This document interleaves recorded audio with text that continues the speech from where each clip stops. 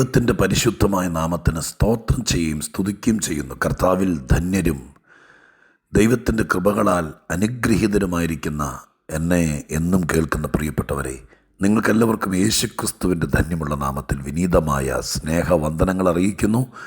ഓരോ നാളും ഭാരം ചുമന്നും ഓരോ ദിവസവും നന്മകൾ തന്നും നമ്മെ ദൈവീകമായിരിക്കുന്ന അനുഗ്രഹങ്ങൾ കൊണ്ട് പൊതിഞ്ഞ് ക്രിസ്തുവിനെ പോലെ തേജസ്സിന്മേൽ തേജസ് പ്രാപിച്ച് നിത്യതയ്ക്ക് വേണ്ടി ഒരുങ്ങുവാൻ വചനം തന്നും വാക്കു പറഞ്ഞും നമ്മെ കൈപിടിച്ച് നടത്തുന്ന ദൈവത്തിന് സകല മഹത്വവും പുകഴ്ചയും കരയറ്റിക്കൊണ്ട് ഈ മാസാരംഭ ദിവസങ്ങൾ ധന്യമാക്കാനും നമ്മുടെ മെയ് മാസം ഒത്തിരി അനുഗ്രഹങ്ങളാൽ നിറയപ്പെടാനും ആ ഒരു പ്രതീക്ഷയോടെ ഓരോ വചനസൂക്തങ്ങളും ജീവിതത്തെ മാറ്റിമറിക്കട്ടെ, രൂപാന്തരം വരുത്തട്ടെ, ഏറിയ പ്രത്യാശ കൊണ്ടും ധൈര്യം കൊണ്ടും എൻ്റെ കേൾവിക്കാരെ ദൈവം നിറയ്ക്കണമേ എന്നുള്ള അകമഴിഞ്ഞ പ്രാർത്ഥനയോടെ ഇന്നത്തെ ദൈവിക ആലോചനയ്ക്ക് ആധാരമായിരിക്കുന്ന വാക്യം അപ്പോസ്തല പ്രവൃത്തികളിൽ നിന്ന് വായിക്കാൻ ആഗ്രഹിക്കുകയാണ്.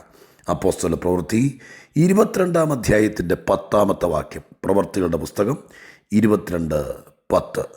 കർത്താവേ, ഞാൻ എന്ത് ചെയ്യണം എന്ന് ചോദിച്ചതിന് കർത്താവ് എന്നോട്, എഴുന്നേറ്റ് ദമസ്കോസിലേക്ക് പോകുക, നീ ചെയ്യേണ്ടതിന് വിധിച്ചിരിക്കുന്നതെല്ലാം അവിടെ നിന്നോട് പറയും എന്ന് കൽപ്പിച്ചു.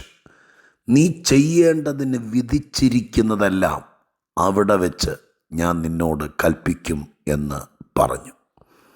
പൗലോസ് അപ്പോസ്തലൻ്റെ മാനസാന്തര സംഭവത്തോട് ബന്ധപ്പെട്ട് 3 അധ്യായങ്ങളിൽ അപ്പോസ്തല പ്രവൃത്തിയിൽ ആ സാക്ഷ്യം വിസ്തരിക്കപ്പെട്ടിട്ടുണ്ട്. 9-ാം അധ്യായത്തിലാണ് ചരിത്രപരമായിട്ട് ആ കാര്യം എഴുതിയിരിക്കുന്നത്. 22-ാം അധ്യായത്തിനും പിന്നെ 26-ാം അധ്യായത്തിനും. ഈ 22-ലും 26-ലും പൗലോസ് ആ സംഭവം സാക്ഷ്യമായിട്ട് പിന്നീട് 2 സന്ദർഭങ്ങളിൽ വിശദീകരിക്കുകയാണ്. വളരെ പ്രത്യേകതകൾ നിറഞ്ഞ വേദപുസ്തക ചരിത്രത്തിലെ ഏറ്റവും സുന്ദരമായ, ഏറ്റവും ശ്രേഷ്ഠമായിരിക്കുന്ന ഒരു മാനസാന്തര ചരിത്രമാണ്. ദൈവസഭയുടെ വഴിത്തിരിവിൻ്റെ അധ്യായമാണ് 9-ാം അധ്യായം. 22-ലും 26-ലും അത് ആവർത്തിച്ച് പറയപ്പെട്ടിരിക്കുകയും ചെയ്യുന്നു. ആ വലിയ സംഭവത്തിൽ നിന്ന് ഒരു ചെറിയ വാചകമാണ് ഇന്ന് നമ്മൾ ചിന്തിക്കാൻ വേണ്ടി ദൈവത്തിൻ്റെ സന്നിധിയിൽ തിരഞ്ഞെടുത്തിരിക്കുന്നത്. ഈ വാഹനമൃഗത്തിൽ നിന്ന് ദമസ്കോസിൻ്റെ പടിക്കൽ വെച്ച് കർത്താവിൻ്റെ സന്ദർശന നിമിത്തം താഴെ വീഴുകയും പൗലോസ് താഴെ വീഴുകയും കണ്ണിൻ്റെ കാഴ്ച മങ്ങി ആരെങ്കിലും കൈപിടിച്ച് തന്നെ നടത്തുമെന്ന് വിചാരിച്ച് തപ്പിത്തടഞ്ഞ് നിൽക്കുമ്പോൾ കർത്താവിനോടൊരു ചോദ്യം ചോദിച്ചു. കർത്താവേ, ഞാനിനി എന്ത് ചെയ്യണം? അല്ലേ, 10-ാം വാക്യത്തിനെഴുതി, കർത്താവേ, ഞാൻ എന്ത് ചെയ്യണം? 2 കണ്ണും കാണാതെ ഏകദേശം പൗലോസിന് ഇപ്പോൾ 30 വയസ്സ് പ്രായമാകുമെന്ന് പറയുന്നു. ആ പ്രായത്തിൽ ജീവിതത്തിൽ ഇനി എന്താണ് മുന്നോട്ട് എന്നുള്ള ചിന്തയിൽ തപ്പിത്തടഞ്ഞ് നിൽക്കുമ്പോൾ കർത്താവ് പറഞ്ഞ മറുപടിയാണ് ഇന്ന് എനിക്ക് നിങ്ങളിൽ ചിലരോട് പറയാൻ പരിശുദ്ധാത്മാവിൻ്റെ ഹൃദയത്തിൽ തന്നിരിക്കുന്ന ദൈവിക ദിവ്യദൂത്. കർത്താവ് പറയുകയാണ്, നീ എഴുന്നേറ്റ് ദമസ്കോസിലേക്ക് ചെല്ല്. അവിടെ വെച്ച്, ഞാൻ പറയാന്നല്ല, അവിടെ വെച്ച് നീ ചെയ്യേണ്ടതിന് വിധിച്ചിരിക്കുന്നതെല്ലാം പറയാം. വിധിച്ചിരിക്കുന്നത്. അപ്പം നീ ചെയ്യേണ്ടതെല്ലാം വിധിച്ചിരിക്കുന്നു ദൈവം.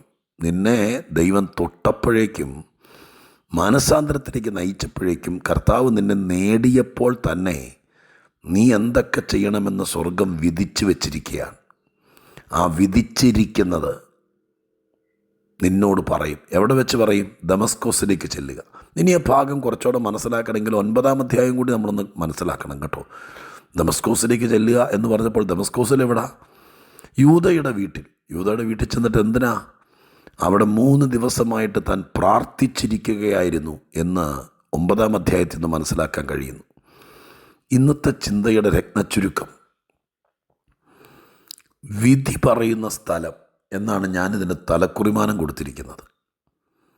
ദൈവം പല കാര്യങ്ങളും നമ്മൾ എന്ത് ചെയ്യണം, നമ്മൾ എങ്ങോട്ട് പോകണം, ഈ വിഷയത്തിൽ എന്ത് പരിഹാരമാകണം, ഇനി ഞാൻ എന്ത് ചെയ്യും, ഈ വക ചോദ്യങ്ങൾ ജീവിതത്തിൽ ചോദിക്കാത്തത് ആരുണ്ട്? ദൈവത്തോട്, കർത്താവേ, ഞങ്ങളിനി എന്ത് ചെയ്യും എന്ന് ചോദിക്കാത്ത ആരുണ്ട്? സരളസുന്ദരമായിട്ടായിരിക്കും ചോദിക്കുന്നത്. ചിലപ്പോൾ ആശങ്കയുടെ പുറത്തായിരിക്കും ചോദിക്കുന്നത്. ഇനി ഞങ്ങൾ എങ്ങോട്ട് പോകും കർത്താവേ? ഇനി ഞങ്ങൾക്ക് ആരുണ്ട് കർത്താവേ? ഇനി ഞങ്ങൾ എന്ത് ചെയ്യും കർത്താവേ? ഇനി ഞങ്ങൾ എവിടെ പോയി ജീവിക്കും കർത്താവേ? ഇനി ഞങ്ങൾ എങ്ങനെ പുറത്തിറങ്ങും കർത്താവേ? ഇനി ഞങ്ങളെങ്ങനെ മനുഷ്യൻ്റെ മുഖത്ത് നോക്കും കർത്താവേ? ഇത് ചോദിക്കാത്ത ആരുണ്ട്? ഈ ചോദ്യത്തിന് സ്വർഗത്തിലെ ദൈവം പൗലോസിനോട് പറഞ്ഞ മറുപടി നിങ്ങളോട് ചേർത്ത് പറയട്ടെ. ഇതിൻ്റെ വിധി പറയുന്നത് ഇവിടെ പറഞ്ഞിരിക്കുന്ന യൂദയുടെ വീട്ടിൽ, അഥവാ നീ പോയി ചില ദിവസങ്ങൾ പ്രാർത്ഥിച്ചിരിക്കുമ്പോൾ നിൻ്റെ പ്രാർത്ഥനാ മുറി ദൈവം വിധി പറയുന്ന സ്ഥലമാക്കി മാറ്റും. ഒരു പ്രതിയെ, ഒരു കുറ്റവാളിയെ, അല്ലെങ്കിൽ ആരുമാകട്ടെ, ഒരു കേസിനോട് ബന്ധപ്പെട്ട വാദിയോ പ്രതിയോ ആരുമാകട്ടെ, ആ വിഷയത്തിൻ്റെ തെളിവെടുപ്പ്, വിചാരണ, കുറ്റാന്വേഷണം ഒക്കെ ഒരുപക്ഷെ ഒരുപാട് സ്ഥലങ്ങളിൽ വെച്ചായിരിക്കും നടക്കുന്നത്, അല്ലേ? പ്രമാദമായിരിക്കുന്നൊരു കുറ്റം, ആ കുറ്റം കോടതിയിൽ വരുമ്പോൾ ആ പ്രതിയുമായിട്ട് എവിടെയൊക്കെ യാത്ര ചെയ്യും? പക്ഷേ ഏതൊക്കെ രാഷ്ട്രത്തിലൂടെ, ദേശത്തിലൂടെ ഈ പ്രതിയുമായിട്ട് യാത്ര ചെയ്താലും, തെളിവെടുപ്പും സാക്ഷി വിസ്താരം ഒക്കെ നടന്നാലും വിധി പറയുന്നത് കോടതിക്കകത്ത് വെച്ചായിരിക്കും. എല്ലായിടത്തും പോയി വിധി പറയുകയല്ല. വീട്ടിൽ വന്നൊരു ജഡ്ജിയും വിധി പറയുകയല്ല. നീ ചെല്ലേണ്ടടത്ത് ചെല്ലണം.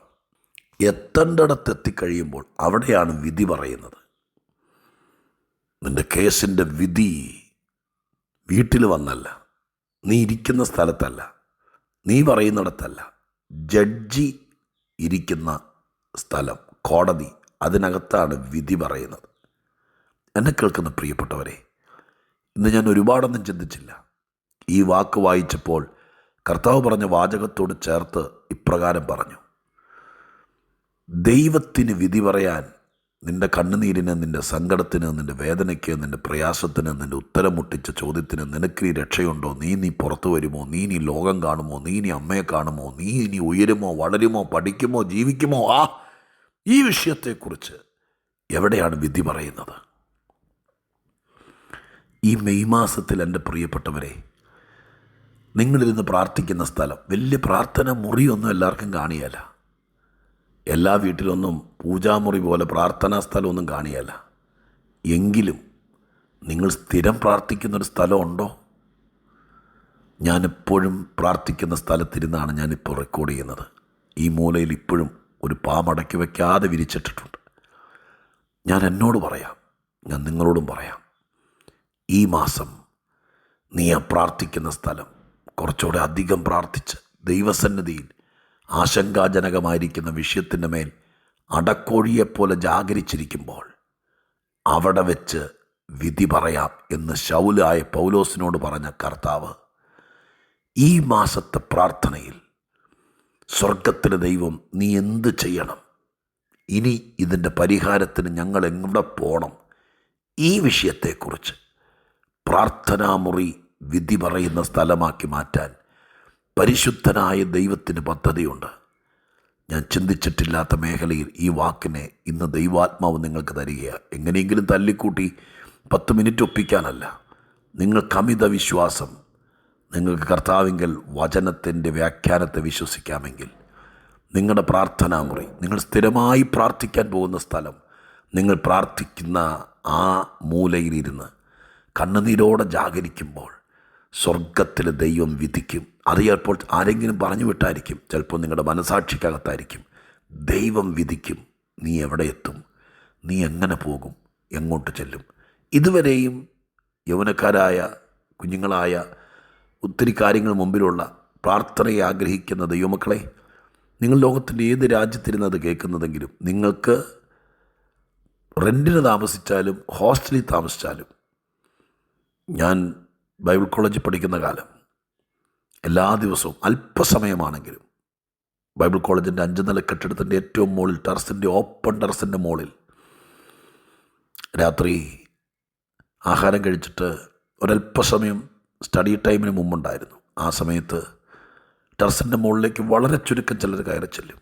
ഇരുട്ടാണ്, മഴയില്ലാത്ത ദിവസങ്ങൾ, ചിലപ്പോൾ നിലാവുള്ള ദിവസം, ചിലപ്പോൾ കൂരിരുട്ടുള്ള ദിവസം. അതിൻ്റെ മുകളിൽ ചെല്ലുമ്പോൾ ഞാൻ കണ്ടിട്ടുണ്ട് ഓരോരോ മൂലയിൽ വിലാപമതിലിനോട് ചേർന്ന് യഹൂദൻ കരയുന്നത് പോലെ എവിടെ നിന്നൊക്കെയോ പഠിക്കാൻ വേണ്ടി വന്ന 300 ചില്ലാൻ വിദ്യാർത്ഥികൾ പഠിച്ച ആ വേദവിദ്യാലയത്തിനകത്ത് മുകളിൽ, ഏറ്റവും ടെറസിൻ്റെ മുകളിൽ 15 മിനിറ്റോ 20 മിനിറ്റോ കിട്ടത്തുള്ളൂ. ആ സമയത്ത് ഓടിച്ചെന്ന് മതിലിനോട് ചേർത്ത് മുഴങ്കാല് മടക്കിയിട്ട് ഞാൻ കണ്ടിട്ടുണ്ട് 10 പേർ, 15 പേർ, 18 പേരൊക്കെ അതിൻ്റെ മുകളിൽ തേനീച്ച മൂളുന്നത് പോലെ, പ്രാവ് കുറുകുന്നത് പോലെ ശബ്ദം പുറത്തു വരാതെ കുറുകുന്നവർ. അവരിലൊരാളെപ്പോലെ ഞാനും പല രാത്രി മുട്ടുകുത്തിയിട്ടുണ്ട്. ഏതെങ്കിലും ഒരു മൂലയിൽ, നിങ്ങളുടെ കോളേജിൻ്റെ, നിങ്ങളുടെ ഹോസ്റ്റലിൻ്റെ, നിങ്ങളുടെ വാടക വീടിൻ്റെ ഏറ്റവും മുകളിൽ മഴയില്ലാത്ത രാത്രികളിൽ പതിവായി ചെന്ന് മുട്ടുകുത്തി ദൈവത്തോട് കണ്ണീരോടെ ദൈവസന്നിധിയിൽ നിൻ്റെ സങ്കടങ്ങൾ പകരുന്ന പക്ഷം, ഇനി വഴിയില്ല, ഇനി പരീക്ഷ എഴുതാൻ കാശില്ല, ഇനി പഠിക്കാൻ പറ്റത്തില്ല, സമയം അതിക്രമിക്കുന്നു, ഒന്നും നടക്കുന്നില്ല, ഞാനിനി എന്ത് ചെയ്യണമെന്ന് അറിയില്ല, എൻ്റെ കാഴ്ച മങ്ങുന്നു, എൻ്റെ ചെവി അടയുന്നു, ഒന്നും കാണാനില്ല എന്നൊരു പരിസ്ഥിതിയാണെങ്കിൽ നിന്നെക്കുറിച്ചുള്ള വിധി കേൾക്കണ്ടേ? എളുപ്പവഴി ഒരു പ്രവാചകനെ വിളിച്ച് മുമ്പിലിരുന്ന് കൊടുക്കുന്നതല്ല. ശൗലിനെ പോലെ, ഈ പൗലോസിനെ പോലെ ഒറ്റയ്ക്ക് ചിലപ്പോൾ ഒരു ദിവസം കൊണ്ട് വിധി വന്നെന്നിരിക്കില്ല, 2-3 ദിവസമാണ് വിധി വന്നത്. ചില മണിക്കൂറുകൾ, ചില ദിവസങ്ങൾ ഈ മെയ് മാസത്തിൽ സന്ദർഭവും സമയവും സാഹചര്യവും സ്ഥലവും കണ്ടെത്തി ദൈവപാദപീഠത്തിൽ മുഴങ്കാലിന്മേൽ ചേർന്നിരുന്നാൽ ഞാൻ ഉറപ്പു തരാം, വിധി വരും. നീ ഇനി എന്ത് ചെയ്യണം? എനിക്കിനി ഒരു വഴിയുണ്ടോ? വിധി വരും. ദൈവത്തിങ്കിൽ നിന്ന് വിധി പറയുന്ന സ്ഥലത്തേക്ക് ഞാൻ നിങ്ങളെ തള്ളിവിടുന്നു. വിധി പറയുന്ന സ്ഥലത്തേക്ക് ഞാൻ നിങ്ങളെ ക്ഷണിക്കുന്നു. ചെല്ല്, പ്രാർത്ഥനാ മുറിയിലേക്ക്, ആ മൂലയിലേക്ക് ചെല്ല്. അവിടെ പോയി പതിവിനപ്പുറം അല്പസമയം കൂടി കരഞ്ഞിരിക്കുക. വിധി പറയുന്നവൻ അവിടെ വരും. നിന്നോടുള്ള വിധി അവൻ കൽപ്പിക്കും. പ്രാർത്ഥിക്കട്ടെ. പരിശുദ്ധ ദൈവമേ, ഞങ്ങളുടെ സ്വർഗീയ പിതാവേ, ഇന്നാടത്ത് ചെന്നെങ്കിലേ ദൈവപ്രവൃത്തി നടക്കത്തുള്ളൂ എന്ന് ഭൂമിയിൽ ഒരു സ്ഥലവും അങ്ങ് പണിതിട്ടിട്ടില്ല. ഒരു പുണ്യനഗരം, ഒരു തീർത്ഥനഗരം ഈ ലോകത്തിലെങ്ങും അങ്ങ് കരുതി വച്ചിട്ടില്ല. പാവപ്പെട്ട ദൈവമക്കൾ മരച്ചോട്ടിലോ കെട്ടിടത്തിൻ്റെ മുകളിലോ ഏതെങ്കിലും ചാക്ക് വിരിച്ചൊരു മൂലയിലോ മുട്ടുകുത്തി പതിവായി ദൈവസന്നിധിയിൽ തിരുമുഖമന്വേഷിക്കുമ്പോൾ സ്വർഗം വിധിച്ചിരിക്കുന്ന വിധികൾ പ്രാർത്ഥനാമുറിയിൽ കേൾപ്പിക്കുന്ന വിധി പറയുന്ന ദൈവമേ, ഞങ്ങൾ ദൈവത്തോട് പ്രാർത്ഥിക്കുക. ശൗല യൂദയുടെ വീട്ടിൽ ദൈവസന്നിധിയിൽ കാത്തിരുന്നു. ആ വീട്ടിൽ സ്വർഗം വിധി പറഞ്ഞു, നീ എവിടെ വരെ എത്തും, നീ എവിടെ വരെ ഉയരും, നീ എങ്ങോട്ട് പോകും? അപ്പാ, ഞങ്ങൾ ദൈവത്തോട് പ്രാർത്ഥിക്കുന്നു. അപ്പോസ്തല പ്രവൃത്തിയിൽ അന്ന് അനന്യാസിനെ കൊണ്ട് അവിടെ പറയിപ്പിച്ചതെല്ലാം ഒന്നും എഴുതിയിട്ടില്ല എന്ന് ഞങ്ങൾ വിചാരിക്കുന്നു. അവിടെ എന്തൊക്കെയോ ദൈവം പറഞ്ഞിട്ടുണ്ട്, വിധി പറഞ്ഞിട്ടുണ്ട്. ഈ മെയ് മാസത്തിൽ എന്നെ കേൾക്കുന്ന പ്രിയപ്പെട്ടവർക്ക് വേണ്ടി കുറേ നാളായി ദൈവത്തോട് ചോദിക്കുന്ന വിഷയം, ഞാനീ പറഞ്ഞതുപോലെ ദൈവസന്നിധിയിൽ ഏതെങ്കിലും ഒരു കെട്ടിടത്തിൻ്റെ മുകളിലോ എവിടെയെങ്കിലും ഒന്ന് ഒതുങ്ങിയിരുന്ന് സ്ഥിരമായി പ്രാർത്ഥിക്കുമ്പോൾ ഈ മാസം വിധി പറയണേ, എന്ത് ചെയ്യേണ്ടു എന്നതിന് മറുപടി വരണേ. പ്രാർത്ഥന കേട്ടതിന് നന്ദി. യേശുവിൻ നാമത്തിൽ തന്നെ, ആമേൻ.